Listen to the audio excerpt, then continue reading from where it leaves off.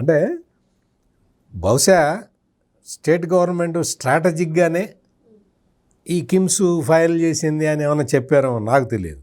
ఎందుకంటే జగన్మోహన్ రెడ్డి నైజం కూడా బయటపడాలి కదా.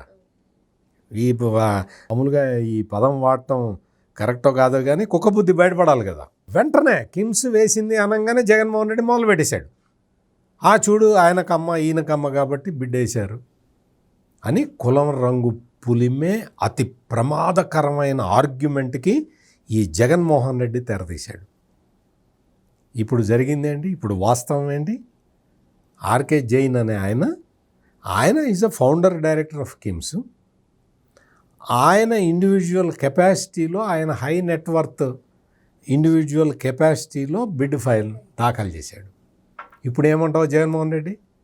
అంటే నువ్వు ఏది దొరికితే ఏ ఆయుధం దొరుకుతుందా అని చూస్తూ నువ్వు తప్పుడు ఆయుధాలతో కొడుతున్నావు జగన్మోహన్ రెడ్డి ప్రభుత్వాన్ని.